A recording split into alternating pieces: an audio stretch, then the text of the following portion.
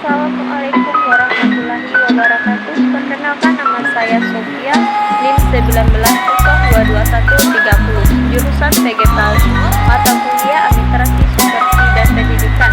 Baiklah, pada pertemuan saat ini saya akan menjelaskan materi tentang konsep kepemimpinan. Materi soalnya itu tentang fungsi kepemimpinan. Jadi ada beberapa fungsi kepemimpinan yang harus kita ketahui. Contohnya itu sebagai kepala sekolah, yaitu berfungsi sebagai pendidik. Jadi maksudnya di sini itu ada beberapa mengenai fungsi sebagai pendidik ini. Yang pertama, kemampuan memimpin guru dalam melaksanakan tugas. Yang kedua, mampu memberikan alternatif pembelajaran yang efektif. Yang ketiga, kemampuan membimbing bermacam-macam kegiatan kesiswaan. Yang kedua, fungsi itu sebagai manajer. Jadi ada beberapa juga fungsi di sini yang dimaksud dengan sebagai manajer. Yang pertama, kemampuan menyusun organisasi personal dengan uraian tugas sesuai standar. Yang kedua, kemampuan menggerakkan stafnya dan segala sumber daya yang ada, serta lebih lanjut memberikan acuan rutin dan temporer. Yang ketiga, kemampuan menyusun program secara sistematika. Selanjutnya, fungsi kepemimpinan ini yaitu sebagai administrator. Jadi ada beberapa juga fungsi di sini, yaitu kemampuan mengelola semua perangkat KBM secara sempurna dengan bukti berupa data administrasi yang akurat. Yang kedua, kemampuan mengelola administrasi kesiswaan, ketenagaan, keuangan, sarana dan prasarana, dan administrasi persuratan dengan ketentuan yang telah ditetapkan maupun yang berlaku. Yang keempat fungsinya itu sebagai supervisor. Jadi maksudnya di sini yaitu kegiatan utama pendidikan di sekolah dalam rangka mewujudkan tujuannya adalah kegiatan pembelajaran, sehingga seluruh aktivitas organisasi sekolah bermuara pada pencapaian efisiensi dan efektivitas pembelajaran. Oleh karena itu, salah satu tugas kepala sekolah adalah sebagai supervisor, yaitu mensupervisi pekerjaan yang dilakukan oleh tenaga kependidikan. Yang kelima yaitu sebagai pemimpin. Jadi kepala sekolah ini sebagai leader harus mampu memberikan petunjuk dan pengawasan, meningkatkan kemampuan tenaga kependidikan, membuka komunikasi dua arah yang mendelegasi tugas.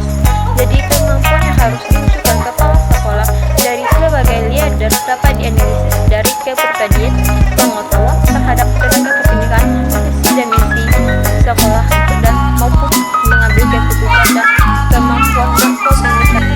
Jadi materi selanjutnya yaitu tentang syarat-syarat kepemimpinan. Jadi syarat-syarat yang harus dimiliki oleh pemimpin pendidikan antara lain yaitu rendah hati dan sederhana, bersifat suka menolak. Ini sangatlah penting dalam suatu menjalankan pembinaan. Yang ketiga yaitu sabar dan memiliki kestabilan emosi, agar setiap pemimpin yang menjalankan tugasnya tidak mengalami emosi yang akan membuat keraguan terhadap staf-stafnya yang bekerja. Keempat itu percaya kepada diri sendiri. Jadi sebelum seorang pemimpin itu menyuruh stafnya maupun karyawannya untuk percaya diri terhadap dirinya, maka seorang pemimpin itulah sendiri yang harus bisa mempercayai dirinya sendiri, sehingga stafnya maupun karyawannya bisa meniru bahwa seorang pemimpin itu harus bisa percaya diri. Yang kelima yaitu jujur, adil, dan dapat dipercaya. Yang keenam yaitu keahlian dalam jabatan. Jadi setiap pemimpin itu harus ahli dalam jabatannya agar suatu pekerjaan maupun tanggung jawabnya berjalan dengan lancar. Jadi ada juga keterampilan yang harus dimiliki oleh seorang pemimpin. Yang pertama, keterampilan dalam memimpin. Jadi maksudnya di sini yaitu memimpin harus menyesuaikan cara-cara kepemimpinan, memiliki keterampilan memimpin supaya dapat bertindak sebagai seorang pemimpin yang baik. Untuk itu harus memiliki kemampuan yang menyusun rencana bersama, mengajak anggotanya berpartisipasi, memberi bantuan kepada anggota kelompok, memupuk moral kelompok bersama-sama dan membuat keputusan. Jadi pemimpin ini tidak hanya tahu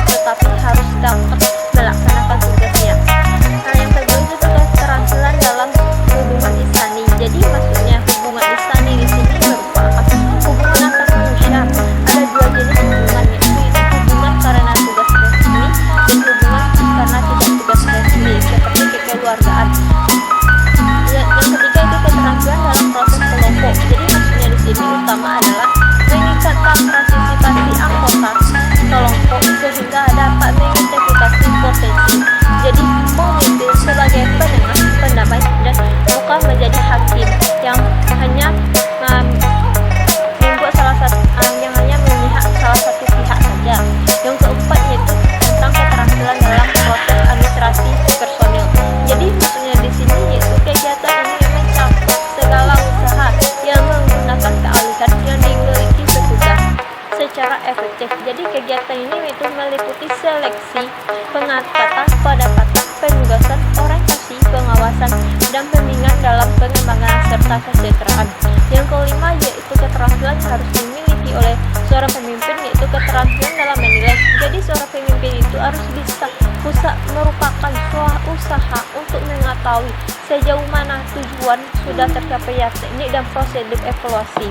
Jadi adanya beberapa teknik dan prosedur evaluasi dalam keterampilan dalam menilai ini yaitu pertama menentukan tujuan penilaian, menetapkan norma maupun ukuran yang akan dinilai. Yang kelima mengumpulkan yang kelima yaitu mengumpulkan data-data dan pengelolaan data menyimpulkan hasil penelitian. Baiklah, itulah sedikit materi mengenai konsep kepemimpinan. Saya tutupi dengan